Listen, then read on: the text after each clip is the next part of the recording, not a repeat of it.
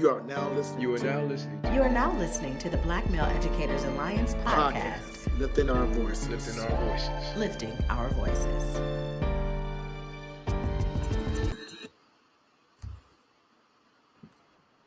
Welcome to the BMEA podcast, Our Voices, episode 5. And gentlemen, I don't know if you all recognize this yet, but this is the last episode of the year, the illustrious year of 2020. So I think we can give each other a round of applause for that one. We made it. Yeah. 2020 is almost out of here. Almost. We still there's still 2 weeks left for some nonsense. Right. Probably come, but we're close. So let's check in. It's been a couple of weeks since we've been on. Everybody's good. Chris, how you doing? I'm doing pretty well. Like you said, just trying to definitely finish this last school week of the year strong, pushing through, and thinking about some good books. You have all these visions of what you're going to do with some time off. So right now I have like this long list. I'm just going to crush it. So when we come back to the show, I'll give everybody an update on if I was as productive as I feel like. And you and Kurt and Mike, tell me how you feel. I feel like I make a list like that every year, Chris. But this might be the 1 year all of that stuff gets accomplished, because what else are we gonna do this year? Yeah, nothing but read. Right. So got my books ready. What's on your list, Curtis? What's going on? What's on that book list? Man, so I got I'm a fan of Bell Hooks, so some of this stuff I'm like reminding myself of rereading. But I got this Teaching Community, The Pedagogy of Hope. Good book. This is another good book. I think you guys should. Bettina Love. Looking forward to reading that book. And then I got the Michael Eric Dyson book out here. Long time coming. Yeah. And some other educational books that I'm reading. But I'm gonna try to read all 7 of them. Well, I'll be reading Mamba Mentality. It's a glorified picture book, but there's some good nuggets in there so far. So I'm gonna finish that over the break for sure. Mike, what's on your winter break plan, Mike? Now I feel bad. I got some books I need to finish reading. I'm gonna send you some, bro. I know. Don't send me nothing. I'm gonna send you some. I got 3 or 4 books I'm halfway through, but I got some projects in the house I want to work on. I got a lot of painting I want to do, so can't wait for this break so I get to paint and get some stuff done. But yeah, just trying to get to this break and get to 2021. And hopefully we get a little change of everything. Well, it's coming. I think it's coming in 2021 at some point. It's probably not gonna be January, February, but it's coming. Yeah. This is for sure gonna be the most productive winter break for teachers probably in a long time in terms of just getting different things done. Before we jump in, we got a big show, a lot of heavy hitters today. But before we jump in, we have to do our little personal recap of 2020. So, gentlemen, just one thing. What was the one thing that happened this year that just was the most 2020 thing for you this year? What was the most 2020 thing for you? Outside of shutting down the schools? Yeah, well, all of that. Okay. But there was a lot of other little events. Kobe Bryant. No, you know what? No, Kobe Bryant, I will say that, but my boy, Chadwick. Chadwick Boseman. That was very 2020. Well, you guys know, for me, it was Kobe. So it's still hard to believe that was this same calendar year. Right. It was so early in the year. Was wrong. We should have known something was happening. But I'm sure a lot of folks watching too. I'm still messed up about that one. Chris, what was your most 2020 thing this year? Man, I was super deep with it. I'm gonna go a little bit lighter. Okay. We know 2020 just been a drag, but I had sometime during 2020, I had a leak just appear in my basement one day. I just heard water rushing, and it was a big repair job, and literally, it was a big issue. So that was like that was just 2020. Yeah, of course your shower pipe is going to bust and cause you to have to get your ceiling redone. Of course, that was 2020. Yeah.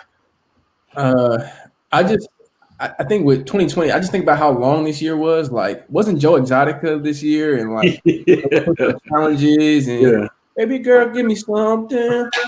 Like all that was this year. This year was so long. I forgot about that. Yeah, I did forget about that. So long. It's just like I'm thinking about like I've been working from home for about to be 9-10 months. Like It's just crazy. Yeah, that's how, the quarantine anniversary I saw the other day. So the quarantine anniversary is coming up in a few months. Oh my God. All right, but let's end it on a high note before we jump into the show. Biggest lesson learned in 2020.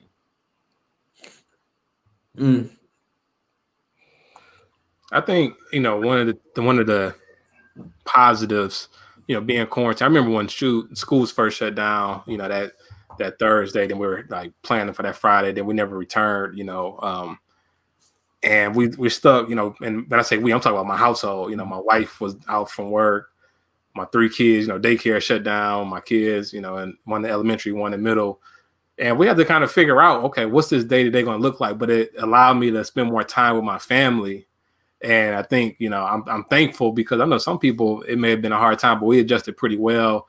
And I got to be more involved in, just seeing day-to-day how my kids learn. Because, they're always in school, but like just kind of seeing how they take in information and handle responsibility. That was a good thing. Me and my wife really haven't had many arguments. I'm knocking on wood, but we've managed. And of course, you had your moments, right? I'm in the basement right now, but overall, it was a good experience. I think that just made me appreciate my family and just learning how to really navigate and support one another. Awesome, Mike. I think being isolated, you get to learn a little bit about yourself. So good and bad. I picked up some new hobbies. Running and painting. So I learned a little bit about myself and just the importance of really, quiet time. So you can focus on your thoughts and not fill your time up with busyness to kind of avoid dealing with some of your internal things. So I was appreciative of having that alone time to kind of work through some stuff, definitely. Yeah, for me, I think one of the bigger things of 2020 was, shut down. This is shut down. School shut down. Everything shut down, right? I think for me, while things were getting shut down, what things were opening up, right? And a lot of that looked like opportunities, right, to learn something new in your job or opportunities to just learn something new, period, right? And so there were some opportunities that opened up when other things shut down. So for me, that would be my biggest takeaway. When things don't look great, look the other way, and what do you see? Kurt? I would say, before this, we think a lot of things matter. So what I've learned is what we think matter really don't matter, right? So there's very few things that really, really matter. Black lives being one of them. You say what again? Black lives being one of the things that matter. Correct. So, a lot of things we don't think, matter. So I've learned that for sure. And I know what's important to me. So moving forward, some of the stuff that I was doing before, people I'm engaging with before, it's just gonna be a different ball game. So, So on that note, let's get into the show. Like I said, we got a lot of heavy hitters on. I'm gonna let Curtis really, set the intention for the show, so everybody watching knows exactly what we're doing and why we're doing it, and then we're gonna jump in. So go ahead, Kurt.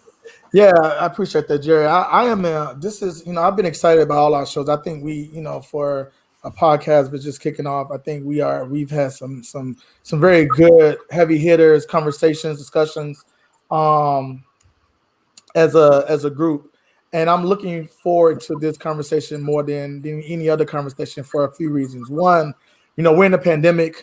We know schools have been impacted a lot by this pandemic, and a lot of pressure has been on schools and school leaders. And I know in Detroit, I gotta say there's this weird, often unnecessary tension between our traditional public schools and our charter schools, right?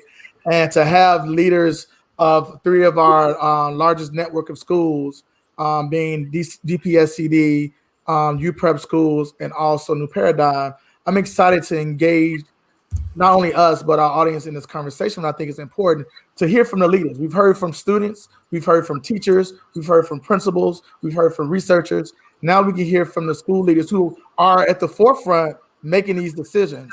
So I'm looking forward to the conversation. It's going to be candid.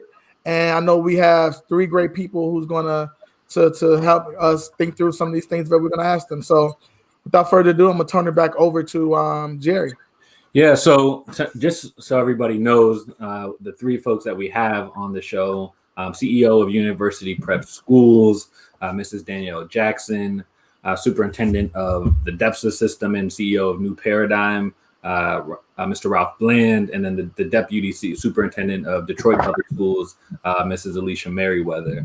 First up, we are going to introduce Mrs. Danielle Jackson from University Prep Schools. This is her first cemented year as CEO of the school district, and we're very happy to have her on the show. So let's bring in Danielle.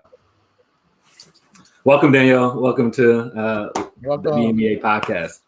Hey, everyone. It was great listening in on your intro.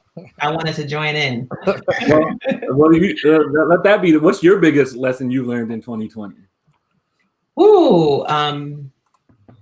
Be willing to let go. There you go. Yep, be willing to let go. We won't ask the follow up what you're letting go. But we'll just let it live right there. So we have you for about maybe like 10 minutes or so, 10, 15 minutes. We're gonna you heard Curtis.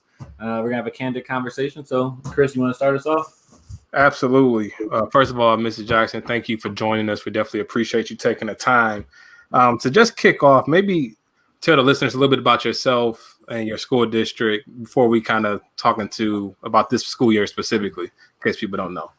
Sure. And thank you all for having me. It's very much a pleasure to be here and to join the other distinguished guests on this panel.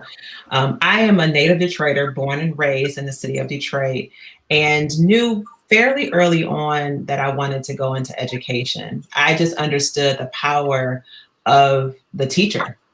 You know, in my educational experience, there were parts of that journey where I felt really killed by teachers, destroyed my self-esteem, my self-confidence. And I thankfully had an experience where teachers built me back up. You know, I often say that kids know that their family loves them, but their teachers have a choice. And so I understood the power of that and wanted to go into education. My career journey has led me into leadership as a team lead, then as an assistant principal. I was fortunate to become a principal as well. I actually joined UPrep back in the summer of 2007 as a principal intern and became principal of the high school the following year. I was blessed to become the chief academic officer about 6 years ago, and I consider it yet another blessing. I am now the CEO. And so I'm just really proud to continue to impact the city of Detroit and the kids that we serve. And I intend, as I always say, I want to retire doing this work. Excellent, excellent. So thanks for the intro. Sure. Now we know that obviously the spring ended, very oddly due to the pandemic. And then we obviously, we couldn't stop the work of educating students. So a new school year started. Can you talk about what are some of the steps your district took in response to the pandemic for this school year? I want to say first off, we lost a kindergartner very early on in the pandemic, Skylar. And I think for all of us, it really cemented that this was something different. Of course, we all, went home and was working virtual, but that this pandemic was going to impact us in ways that we had not imagined. And so in the beginning, it was really about how do we secure one another, make sure that our teachers have what they need, make sure our families have what they need, our leaders have what they need. But as it became pretty clear that this pandemic was going to be with us for a while, we had a couple of decisions to make. And I'm very proud that we decided as a community that we wanted to still pursue our goals, but then also make the right kind of pivots to address social emotional learning for our scholars and social emotional learning for the adults. I mean, we had an in-service where we talked about putting the mask on first. And what does it mean to take care of yourself so that you can show up and be able to do the things that you need to do? So we've been very intentional. We don't get too ahead of ourselves. Educators, we will make a plan for the plan for the plan, right? So we don't get too far ahead of ourselves, but there's this relentless commitment that the show will continue to go on, because at the end of the day, our seniors are preparing to go off to college at the end of this, at the end of this year. Our kids will matriculate through different grades So we still have to be about the work. We must also balance that with attention of taking care of each other too. Absolutely. Thank you. And so obviously this virtual learning has been new for a lot of districts and people. Just from this experience so far, what do you feel like you've learned about the community, about the students, your teachers? What was one of the biggest things you've learned? You know, the this word that experience so comes far? up for me right away is resilient. Resilient. I'm not going to make any qualms about it. This is hard. You know, I don't want to use a 4-letter word on the show. This is really hard. There are days when, you know, I will say to leaders, sometimes our job is to make sure that someone doesn't lose their mind. You know, we've never experienced this before. No one has, you know, schema, background knowledge about how to survive a pandemic. So what I've learned is that we are resilient. I've learned that when we communicate with each other about our differences or the challenges that we're having, we solve them very quickly. I've also understood about our community this deep commitment to our purpose and vision. You know, all of our parents, all of our students, I was in the 2nd grade celebration today, and I was able to listen to them read their informational paragraphs where they talked about the impact of COVID-19. But they also talked about how they're so grateful to still be learning virtually and to still be together in crew virtually. And so I think we have made lemonade out of some very sour lemons. Mr. Jackson, I kind of want to shift it, right? Because we're here, it's December. You know, if you watch the news now, you turn the news on, you're seeing everybody get poked in their arm every 10 minutes on the news. And what that is signifying is that there is a light right at the end of this tunnel that we're in. Sure. And so, you know, what steps is University Prep going to take so that come the fall, you know, we are back full go? Obviously, we have to pay, you know, folks have to pay attention to the science. But what further steps are you going to take with University Prep schools to ensure that when the kids do come back and populate the campuses, you know, they're safe? You know, great question, Jerry. Here's what I will say. While we are seeing lots of images of folks getting the vaccine, we're also reading articles where we're talking about things like, are the most need, you know, are the communities who are marginalized, what would their access look like to this limited supply of vaccines? So even though we know that there's some light at the end of the tunnel, we still don't know how long that tunnel is going to be for our families. So it's not lost on me that even though progress is being made, it may be a longer road to toe for us as we try to combat, you know, the virus in our communities. We know that COVID-19 has impacted people of color in greater numbers than those of our white counterparts. And so that reality will still persist. Mm-hmm. So for UPrep, we have to consider those things as we think about the rest of this year and going into next year. So we'll continue to grind with our plans that we have in place, continue to assess and reassess the climate to make sure that we're making the best decisions for our community day to day. You know, you kind of touched on what I was going to follow up with you on. I was going to ask you, like, what steps do you take in order to make that kind of decision? What do you pay attention to? What resources do you pull in to help you make that kind of decision? If there's anything additional you want to add, go ahead and do that. Then I have another follow-up after that. Yeah, you know, we've developed a great relationship with the Detroit Health Department has been great. You know, I have to shout out Dr. Fair and her team over there. They've shown up at a number of meetings to talk to our team about how to make the best decision with the science that we have. They've been very careful not to make the decision for us, but rather just give us the information from a science lens. We also poll our parents regularly.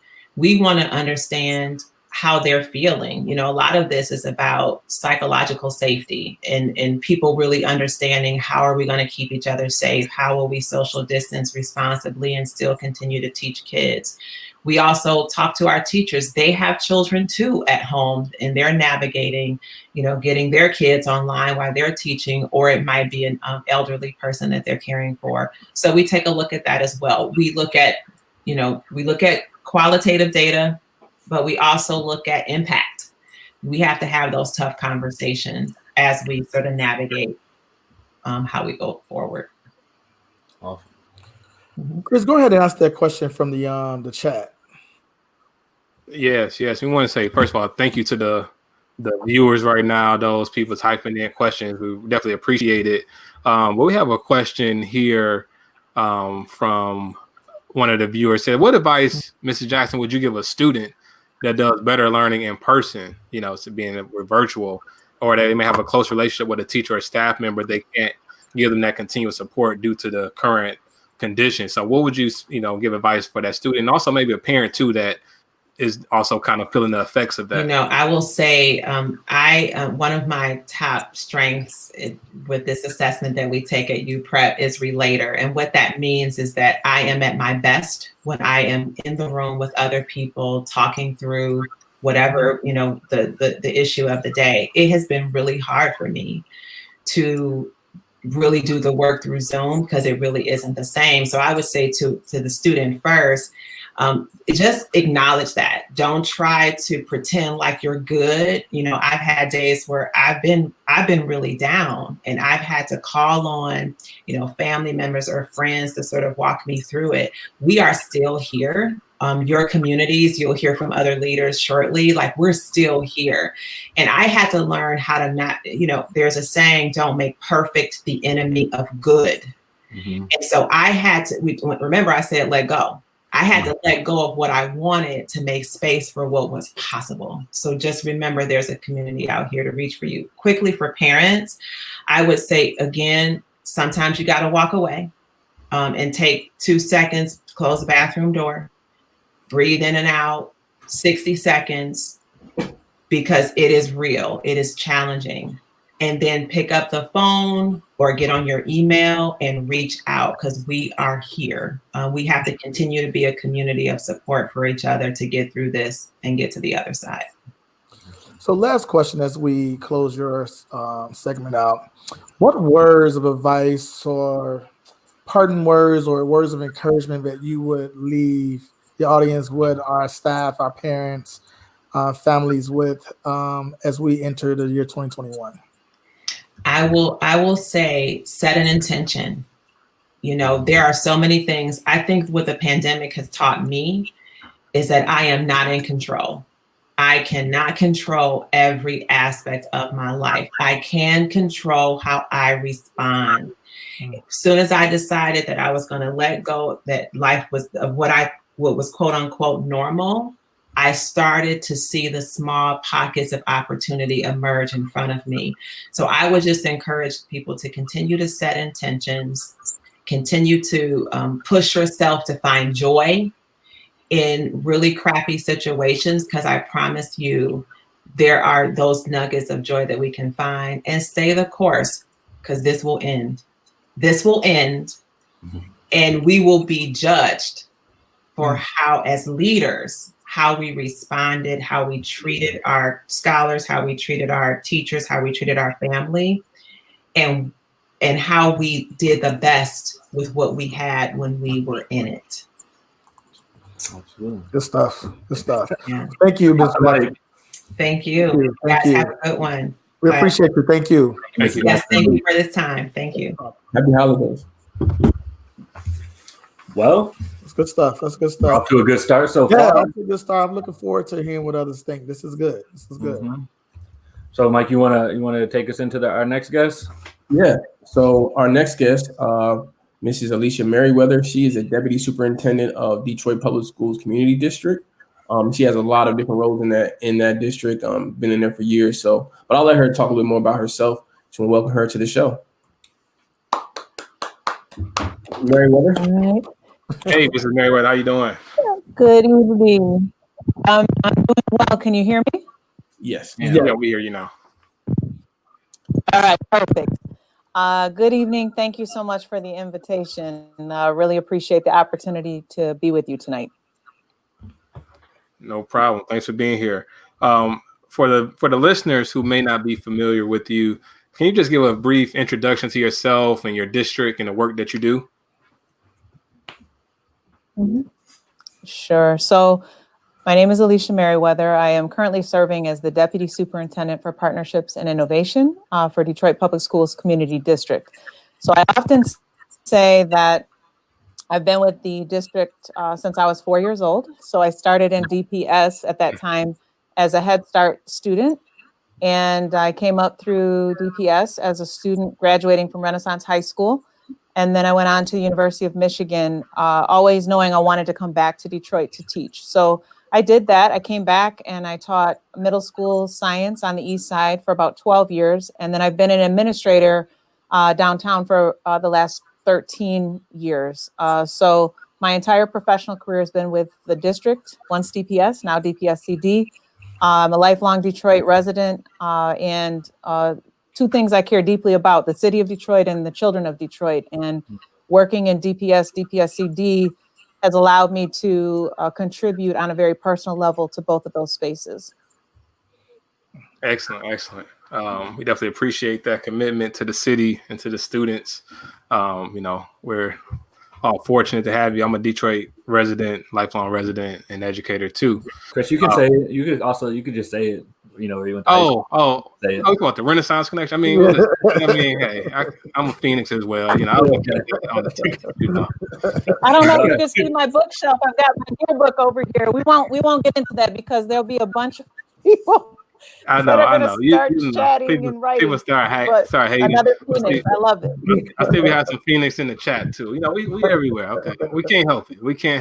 All right. Good.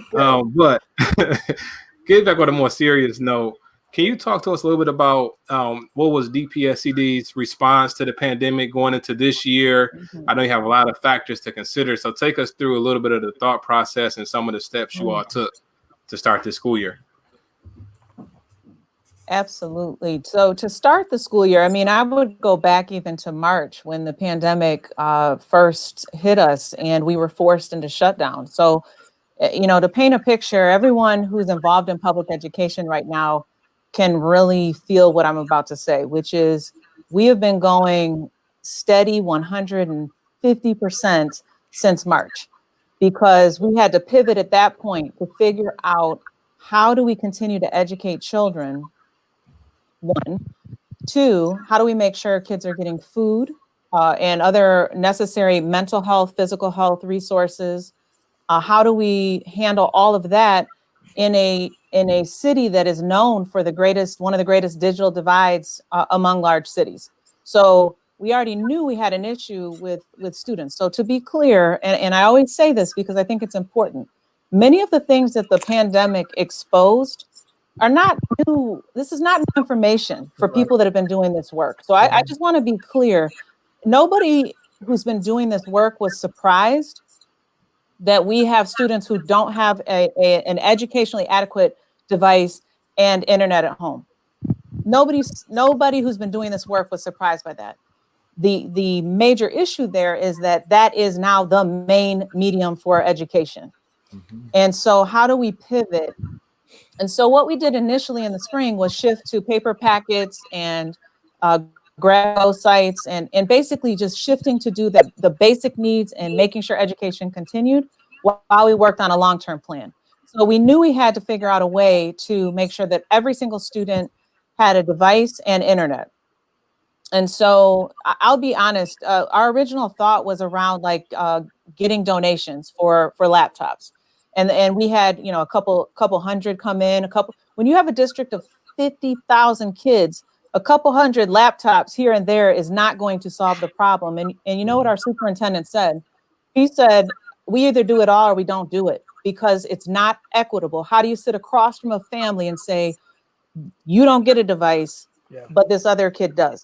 So we're doing it all. And I respect him greatly for that. And that was a hard conversation, I'm going to be honest, because what we were saying is we're not going to take 200 laptops. We're going for 50,000. And at the time, it was like, are we going to get 50,000? But the precept is important. Equity matters. So giving students, with this, we're giving tablets and tech support that varies based on what you need. But we couldn't just parcel out devices. So thankfully, the business community, philanthropy came together on the Connected Futures project. It was a $23 million project. to get devices and internet access for our families. We have distributed about 48,000 of those, and we continue to move into making sure that every single student gets their own device. What we had to do is shift to loaner devices, but regardless, everyone in the district right now has access to a device. We also, in the fall, so that's key. I guess I should pause for a minute. $23 million in like 8 weeks. We ordered the devices before the major breakdown in the supply chain. So we got them, we distributed them over the summer and through the fall. And that allowed us to offer families choices this fall. And I will say this, the district made the decision to offer choice to families and to staff. And there were basically 3 choices this fall. You could go face-to-face, you could do 100% online, or you could go to the learning center, which means you were doing online school, but in the supervision of the school setting. So you came to school, you received breakfast and lunch, and you were under the supervision of a district employee. So we literally, our principals were running 3 schools starting in September. And I just want to be clear, we gave choice, and there were people who protested against choice and people who protested for choice. There's people protesting to shut school down. There's people protesting to open school up. I mean, so at the end of the day, the best way we could proceed is to give families choice and staff choice. We did not force teachers to report to the building. If they wanted to work face-to-face, they could. We did not force students to come face-to-face or online. It was the family choice. And we had 10,000 students who chose to come face-to-face. And I will say this, the other thing that we did that was very intentional was we made a commitment. If we were going to reopen face-to-face, we had to do it safely. So the investment in PPE and temperature screeners and structures, protocols, all of those things were very much in place. Otherwise, we couldn't do the face-to-face. And so we did that. I can say this because the Office of School Health and Wellness reports to me. I'm very close to the COVID data. From the first day of school until now, obviously we've had cases, but when you look at the entirety of the time that we were open face-to-face, we had basically 5 outbreaks during that time, which is basically 2 or more cases that are connected. That's what's defined as an outbreak. So just to kind of clarify to people on the line, there were several cases that come in because we're in a pandemic, but the amount of spread among people was narrowed down to, we've now had a total of 6. But if you think about it, we had 100 buildings open and we had 10,000 students, a couple thousand staff. And over the course of about 13 weeks, we had 6 instances where spread happened at our building. I think that is commendable. And I want to thank our staff who worked diligently to keep the situation safe. Now, we always said from the beginning, once the numbers went above 5% in the city, and we took that from the AFT, the American Federation of Teachers, once it goes above 5% positivity rate in the city, we would transition to online. So that's what we did on the 13th of November. So we are primarily virtual right now. We hoped to open back up on the 11th of January. But the rates in the city right now are not they're going down, but they're still at about 8.3%. So we will continue to watch that. So what we've done in the middle, and then I'll pause because there's probably another question. I just very love it. Very what we're doing right now, though, what we shifted once we closed schools, we just are very keenly aware that families need someplace to go for assistance. And so we opened 12 hubs across the city. We're open every day except Sunday, and Monday, Tuesday, Thursday, Friday, Saturday, 10 to 6, Wednesdays, 10 to 7. And it's a technology support and family resource hub. So at those hubs, people can bring their device. They can come for help on getting on Teams. They can get help on Schoology. They can get their device fixed. They can also get access a school clinic. They can access utility support. So it's all kinds of resources that are there. Mental health hotline we've been running the entire time. Let's not even start to talk about the impact on mental health in this triple pandemic. I call it the triple pandemic because you have the systemic current and institutional racism that is now obvious to everyone, but is also really flowing out and impacting people. You have the pandemic, the virus itself, and then you have the political stress. All of these things happening while we're functioning pretty much in isolation. So I think the mental health piece, both for parents and students, is a critical piece. And that's that. We're still proceeding with the the hotline for mental health and the hotline for homework. Pause there. Thank you so much for that answer. One of the things I really wanted to ask you, Mrs. Meriweather, when we booked you for the show was, obviously, and you mentioned it, anyone who works in public education, there are some common challenges that everybody has, right? But when I think about DPS and I think about the size, what it made me think about was, what are the unique challenges that DPS has that maybe a 10,000 kid school district or a 5,000 kid school district may not have to think about? Or is it just simply the scale itself? Is that the unique challenge? Such a good question. I think anytime you're looking at scale, then yes, inherently there's an issue, because servicing even a 1,000-person district, when you double that, you've got other issues. But what I actually think is that humanity right now, and students in general, and just the way that we fund schools currently, if you are teaching in a district or you're running a district that has students who are suffering from trauma, who are ESE or exceptional students, what we formerly called special needs, ELL, if you have any population that requires additional resources, I don't care if you have 1,000 students, 15,000 students, 50,000 or 2 million, you need additional resources to address those needs.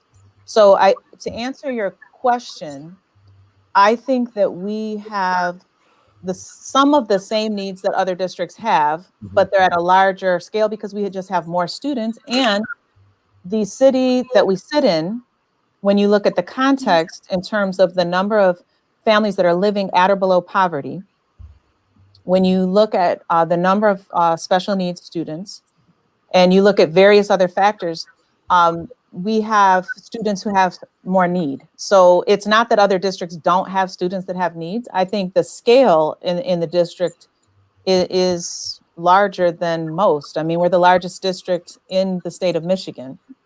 So I would again reiterate the point that other districts across the state have students who are living at and below poverty, have students who are experiencing trauma.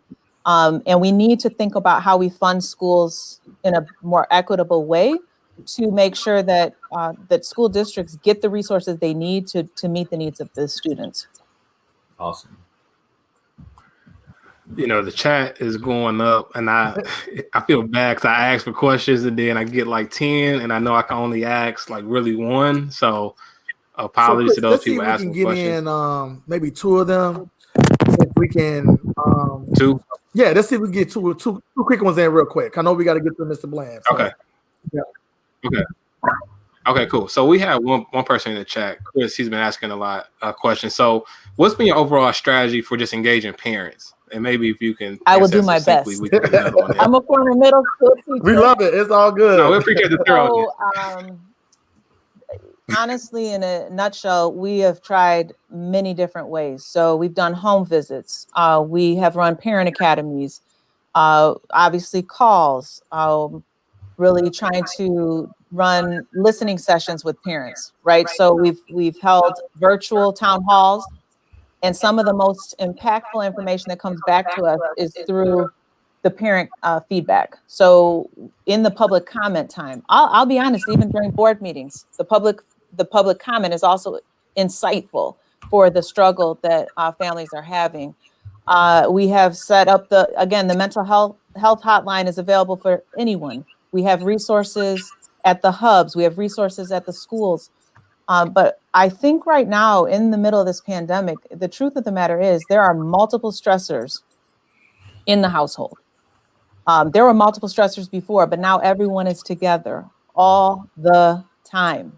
And all the time. And so if you're listening now and you have children, and you're doing school at home, work at home, Absolutely.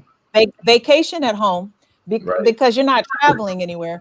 So there's a lot going on. So what we've tried to do is gather information from reliable sources, grassroots, but also through the listening sessions, through the parent surveys. We've done consistent parent surveys. And even some of the most critical feedback that comes through board meetings or other places isn't insightful. There's a truth nugget in there. And then to figure out, how do we address this real concern? This has been good information. Very, very helpful information for sure. Yeah. Hey, you got your question, or you want to close us out? Oh yeah, I wasn't sure if Chris wanted to ask another one, but yeah, I guess just from everything you've learned from this experience, what are some changes or some things that you have ideas about moving forward with virtual learning and just moving forward into 2021 with DPCA? Good question. So I think there's a lot of ways to approach that. So at a high level, there need to be some policy changes in Lansing and in the federal government related to school funding, related to continued support for schools around PPE. You know, the CARES Act was extremely helpful because it gave us funding to purchase all the PPE we needed. You're talking, $60 million. Just to put this in context, you're talking about masks and sanitizer and temperature scanners and, all kinds of things. If that funding does not continue, the transition back to in-person learning is going to be very challenging, because you will not be able to have all of the things in place. So then the question becomes, if we have to stay online for a certain amount of time period, how do we improve that experience? Because that's the next focus. We had to pivot quickly in March. We've done work over the last 6 months, but how do we get even better in that space? So I think that's a piece. The funding piece is a permanent. Policy has to be addressing how schools are funded. So back to my previous point, when you have students who fall into certain categories of higher need, that needs to be funded appropriately. We've made some progress towards a weighted formula, but that has to be addressed. Mental and physical health access at scale across the board has to be a priority. And then in terms of the district itself, we're working on those things, but a lot of the things I'm talking about require funding. So there really has to be some collaboration between Lansing, Washington, and listening to the people. There was a pretty compelling article written, I think yesterday, by the three superintendents of the largest districts, basically calling for a Marshall Plan now for education. So I don't know if you saw, I think it was in the Washington Post, but interesting point. So I think there's a lot of work to do. And because it does not look like we're coming out of this anytime soon, we anticipate even next fall that there will be an online option, because we anticipate, first of all, confidence in the vaccine. Absolutely. Second, people, just fear still about the pandemic. There's still going to be concerns about returning face to face. And so we are watching that and preparing for a certain amount of students to still be online in the fall.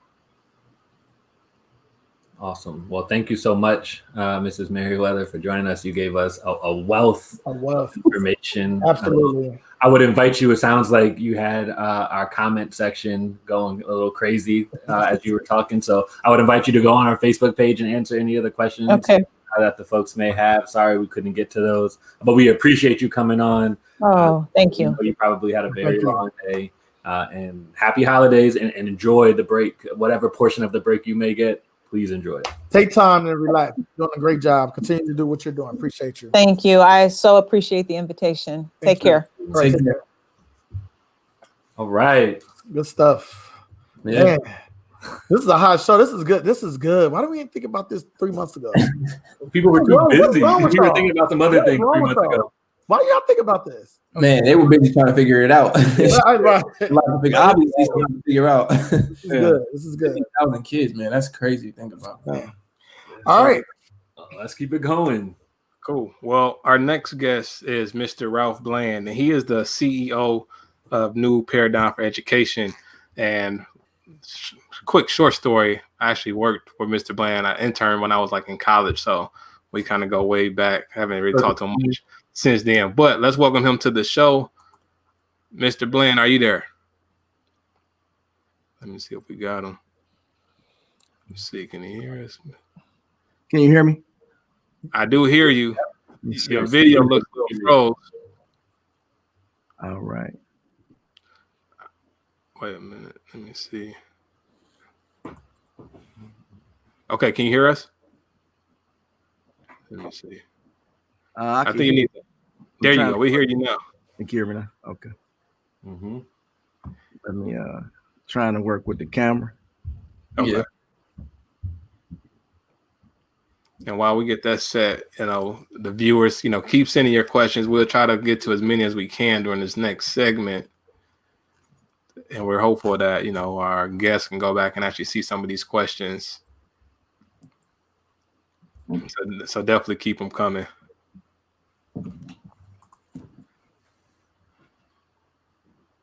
I'm starting a Christmas song in a minute. Chris Brown this Christmas, or we got something better? All right, that is a good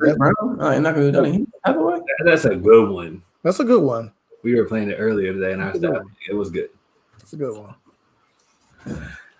Chris, we got any questions in the comments that we can answer potentially? Yeah, I think there's a few, man. We've been so many good questions. One was about just technology distribution, how we engaging students, how do we handle transportation for students. One that was really good from Sarah Feldman, which Miss Meriweather, she kind of touched on in her last answer, like what is the plan for the compounded trauma that will be inevitable following our families and staff. And, I think she did, answer that. That's why I didn't ask that one specifically. So we've had so many good questions from so many different people. And I think we have Mr. Blinn back now. There we go. There we go. All right. Hey, Mr. Blinn, can you hear us? Yes, sir. Can you hear me? Yes. Yeah, we hear you and we can see you. See me now. Yeah. Well, let's just jump right in. Why don't you introduce yourself to the audience, tell us about yourself and also your school district. So definitely thanks for having me tonight. And definitely honored to be on the panel with the ladies. I know them very well. Superheroes, definitely. And so actually, I did not want to go into education. And so my father suggested that after I got out of college that I do a little subbing. So I started doing the subbing, fell in love with it. Originally, when I was in college, I was in the education field, but I decided to divert to computer science and then diverted back to education. And so I was at, I think, Sherrod Middle School, and I was doing a lot of subbing, and then DPS started, they were getting ready to start the male academies, Paul Robeson, Malcolm X, and Paul Robeson and Marcus Garvey. So one of the principals, the one from Paul Robeson, Ray Johnson, asked me to join the team. So he said, we're gonna have this phenomenal team. It's gonna be all these brothers, all male elementary teachers. And I said, yeah, I'll try it out. So he basically asked me to start teaching first grade. And I think, yeah, first grade. So, so I loved first grade. And so I got to tell this short story, quick story. So this was the first year I was teaching first grade. So I said, wow, so they wanted me to teach kids reading? You know, how am I supposed to do that? So it was a young lady there that used to come in all the time and teach reading for me. And so one day she was absent and I was walking around the hall looking for her. And they said, Mr. Blinn, what's wrong? Nobody's in your class. I said, nobody's in my class. What do you mean? And they said, what do you mean? I said, oh, you're right. Nobody's in my class. So I didn't want them to know that she had been teaching reading for me.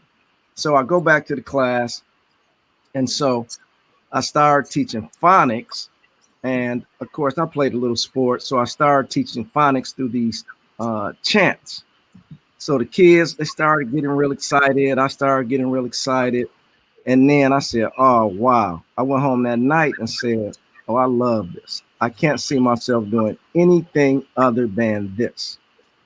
And the lady came back the next day And she came in the room and I said, "Can I help you?" She said, "Well, I came to help you." I said, "Help me? I don't need any help."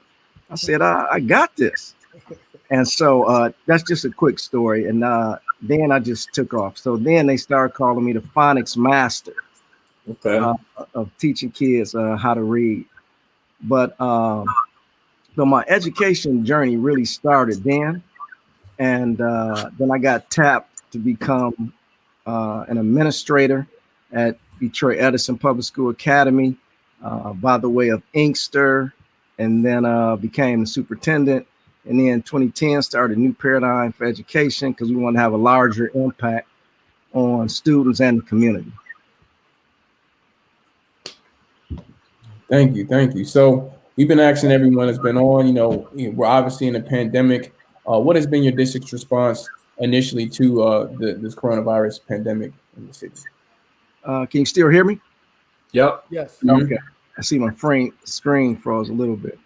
So let me take you all the way back to March, really. And when the governor was going to cancel school on Friday. And we had already planned to cancel school, have a planning day that Monday, because we was following closely the pandemic. So we said, hey, if she's going to cancel school Friday, that's just going to extend our planning.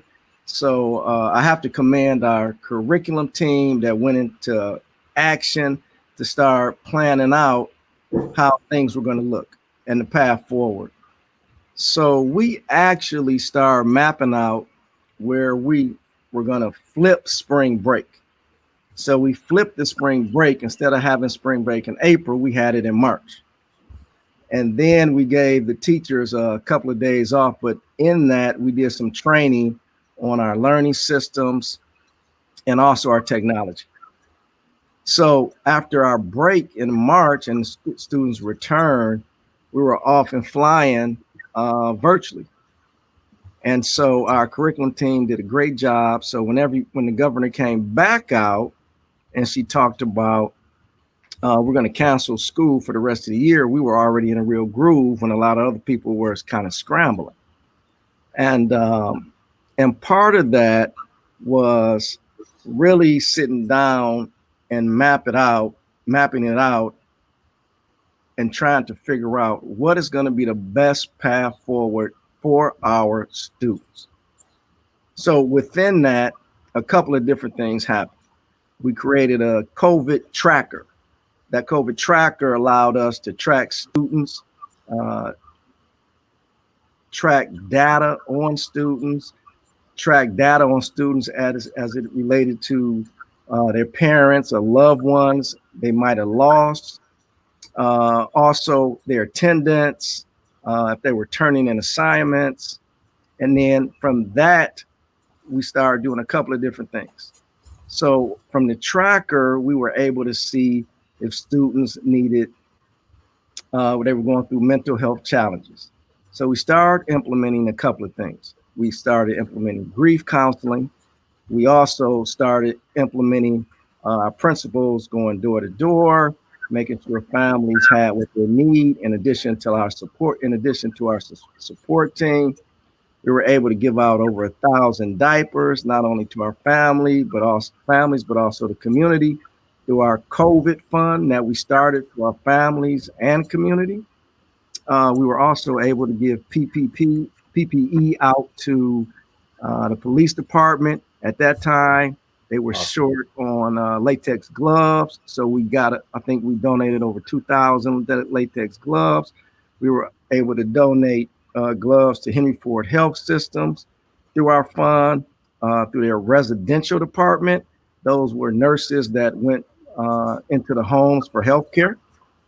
And we continued with our fund, and we allowed parents to get mini grants, where they wrote for the mini grants if they needed daily necessities. We had to pay, we paid some rent, some house leases out of that grant, also phone bills, because we didn't want our parents to suffer in any type of way during the pandemic. So now going fast forward, when we look at getting back to our rigor, So we had our we had our teachers this fall coming to the building. So we got a little pushback, and I had to have a meeting with the teachers, and I tried to explain to them, you're really safer coming in the building versus going to the grocery store. Because all you're going to do is actually just come into the building. You're going to have all your resources at hand, and we're going to do live instruction, distance learning. So they did live instruction because we knew we were going to have another shutdown. We just didn't know when. And the whole purpose was being able for the teachers to have a lot of momentum. So if we had to shut down again, then they would have the momentum, and the students and families would have the momentum also. Thank you for that. Thank you. And Mr. Blinn, I don't know if your video still froze. I don't know if it can reset it or not. Let's see.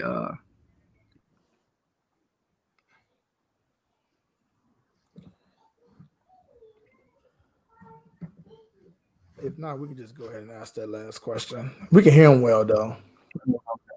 While we're doing that, I'm trying to reset. Yeah, too. At least you're not frozen on one of them pictures. You know, sometimes you could be frozen and it kind of look kind of crazy. It don't look crazy. That's a good thing. Yeah, it doesn't look crazy. Yeah. But while you're doing that, I definitely want to hear, through all of the efforts that you all took as a school system, what are some of the things that you may have learned about your families, your students, your staff that you would take moving forward, even, after the pandemic, and as we, get back to a sense of normalcy? What's some of the key takeaways that you learned? He on mute. You may have to. Yeah, some of the key takeaways is that it's nothing like a crisis at the end of the day, and it's either going to be the best in the crisis or the worst in the crisis. So we felt that we were at our best. Our staff, they were at their best, and actually the community, they were at their best also, because the community had went through a lot. And so honestly, the response from parents were relentless. Their effort was always at the top of our mind. And we opened up 4 tech centers, and where our parents could come get their technology. We were forced, of course, like many other districts, into a 1-to-1. And just being forced into a situation, it gives you a moment to pause. That, am I going to be at my best in this situation, or am I going to be at my worst? So it was a lot of challenges with people not wanting to be in the building at the end of the day. And so some people looked at it where it might have been a little unfair, because my friend at this other school in this other district is at home, but we're in the school. So we really had to work with our teachers on the broader and bigger vision of why we chose to have you come into the school to do teaching versus you at home. You're at home doing the teaching. So we definitely learned a lot about our teaching community, and also about our immediate community with our families, but our broader community that surrounds all the schools. And one thing we did learn about our broader community, and Mrs. Meriweather talked about this, is that the digital divide is real, and it didn't surprise us because we already knew that we were in that type of situation. But the thing about it, what were we going to do? Other than get to work. We appreciate you, Mr. Blinn, for taking your time on this Wednesday night, joining us. Before you go, what is one way you're going to enjoy your break? Because everybody deserves it in education. So definitely spend a lot of time with family, and definitely do that from a distance, but also media family. And I'd just like to say that I think that's just so important if we can't spend time with family and we have to do it from a distance, we need to teach our parents and grandparents how to FaceTime. Right. Zoom might be a little too advanced. Right. FaceTime. Well, thank you, fellow Black male educator. We appreciate you and continue to do the good work. And we'll definitely be in touch. Yes, sir. Yes, sir. All I right, appreciate you all having me. Thank you. Thanks, No man. Wow. Look, I think this is the longest show we've done this season. Man, it's an hour in. Yes, sir. Good, it's been good. Good stuff, man. And people are doing, we often get educators often get criticized. Leaders, I don't envy none of them for being in their positions, because you get criticized for any decision you make, and just listening to them and the things that they're doing and the weight that they have on making decisions and trying to make sure you get what you need for families is to be commended. So shout out to them for just doing the work they're doing, and they all coming on here looking good, moving fast, moving through. So I appreciate the work that they're doing, and it's just been a good conversation, because the media don't oftentimes talk about all this other stuff that's happening. It's just like, oh, people at DPS CD got COVID and or people are protesting, but not really looking at the intricacies and things that goes into the production of running a school district. So I think this would be a good time, just on behalf of the organization BMEA, just to send another round of thanks out to all of our educators. Obviously, this year is coming to an end, and we know we got about 2 more days until we go into the break. So on behalf of BMEA, we want to thank you. Obviously, we want to send another special show of gratitude to our parents. It's been a hell of a year for you all too, and we understand that and we appreciate it. So if there are moments where you don't feel appreciated, you can always go to sleep at night knowing BMEA appreciates you. And then of course to the kids, it's been a tough year for you guys, especially as you're still developing as human beings. You probably don't even have all of the tools to really deal with what you have to deal with. And so, we see you, we hear you, we're trying our best to take care of you guys. Stay strong. There is an end to this, and it's coming. So, of course, on behalf of BMEA, to all of the educational stakeholders, we just wanted to say thank you. So our next episode will be January 6th. I'm going to be quiet because I think we have a couple other announcements that need to be made. So, Chris, you have an announcement about an event? Yes, we do. So this is an event that DPS CD has for our DPS CD families. This is mental health town hall. Important. So this is something that you definitely interested in. I know we had some questions around mental health, and we're definitely about that. And Mrs. Meriweather will be a part of that conversation. So it's going to be on Thursday, December 7th from 4 to 5. And he had a link here if you want to take a quick picture. We'll also make sure that we include this on the YouTube as well. So definitely, if you're a student or parent, you are definitely encouraged to attend. So I just want to get that a shout out because we think that's going to be very valuable to the community. Yep. So again, our last episode of 2020, our first episode of 2021 again will be on January 6th. Gentlemen, I want you all to enjoy your break, read those books, paint those walls, but most importantly, rejuvenate and recharge those batteries. We all need to do that for sure. Of course, follow us on all of the different socials, Instagram, BMEA of Michigan, Facebook. If you're looking at us now and you're not following us, follow us. We will post this on YouTube. Make sure you subscribe and turn your notifications on so you get early access to everything that we post there. Am I missing anything? We gonna on behalf of BMEA, we giving all educators 2 weeks off. Okay, yeah, it's on us. 2 weeks off on us. That's on us. Thank you. Thank us later. Well, gentlemen, happy holidays. Take your time, like we said, and we'll see you on the other side of the new year. And y'all, happy New Year. Yeah, happy New Year. All right. Take care.